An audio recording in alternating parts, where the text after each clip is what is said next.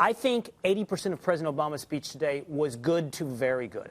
As you said, I thought the tribute to Ambassador there were some good spots. I think he gave good language, good rhetorical support to the First Amendment.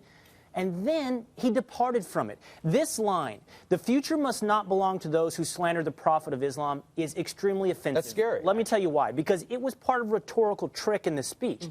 He said three things. He said, "The future must not belong to those who massacre their own people," referring to Bashar al-Assad in Syria. He said, "The future must not belong to those who persecute Coptic Christians in Egypt." And placing on the same pedestal as those two violent actions, those two offenses against your human body and against human nature, he places slandering the Prophet of Islam. That's right. That is extremely offensive to me and says to me, I'm not sure this man values speech the way he just spoke about 5 minutes earlier. Well, I think he undermined his argument. I think you're absolutely right. I don't allow that there were some great parts of this speech. I didn't say great. I thought they were good. It was a mealy-mouthed mess, and it followed a very decipherable pattern. Condemn some form of extremism, compliment an Arab country, and then talk gauzily about democracy in some sense. Repeat. This is what he did. So any good thing he may have said about free speech or religious tolerance, which, by the way, I don't need him to do. I don't need him to teach the world a lesson about our values.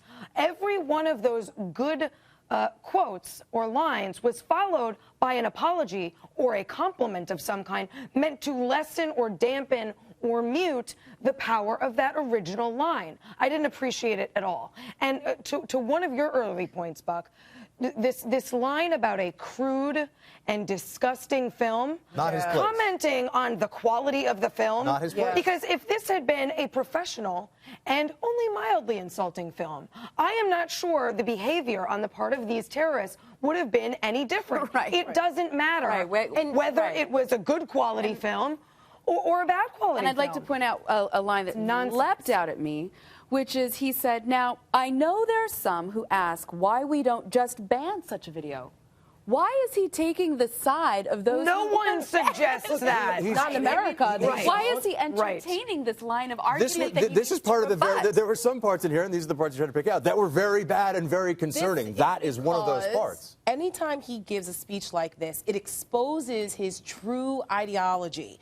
Just from, if you go back and read the Cairo speech and how offensive that was, this is just a continuation of that school of thought. It's almost to the point, like you said, he said it was unbelievable how this could still happen to us. We don't deserve it. Since I, the great one, took office and was supposed to wave my Nobel laureate hand around and peace in the Middle East was supposed to happen, how could you still do this to us? Because he seems to think that he can just speak in these platitudes and they're going to have tea and crumpets and sit down with the mullahs in Iran and everyone's going to get along. And we can't do that. And he should never, as President of the United States, stand there in front of a world body like that and apologize for this country and just kind of, yeah, well, we want to defend the First Amendment, but he doesn't really mean it. This shouldn't come as a surprise. You know, SE referencing his rhetorical patterns, right, to stand up for a principle, then apologize for it, and then speak gauzily about greater ideas in the world. It shouldn't come as a surprise. If you think about it, 4 years ago, his foreign policy was centered around the idea of placating or being friends with or establishing compromise and trust with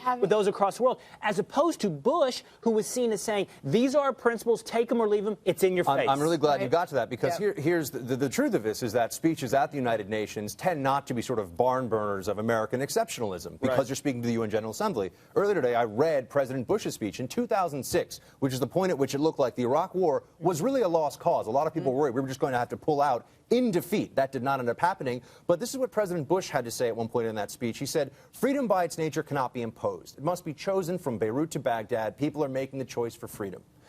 He understood this, I think, in a way that this administration does not. There are some similarities. Both the Bush and Obama administrations felt, and I will continue to feel, that if we were to actually allow people to choose their own governments in this region of the world, it would solve a lot of problems. But Bush always allowed for the possibility that it was choice. I think on the Obama side, they don't recognize that there can be actually very bad outcomes of that choice, and that's what we're seeing now in the Middle East. If this line had come from President Bush, the future must not belong to those who slander the Prophet of Islam, I'm going to be honest with you, I wouldn't have been surprised. He said things in this vein. He talked about religious tolerance. So I don't think we're looking at two administrations in a row that are polar opposites on their dedication to free speech. Right, but if you look at the president's speech, and, you know, I went and I was underlining all of these sections in these portions, he's taking, it seems, the posture of, I understand the Middle East Arab uprising's criticism of the United States, why you might want to ban this hateful video. And he's taking this position, but we have to understand that in America there's such a thing as freedom of speech. Instead of standing on the side,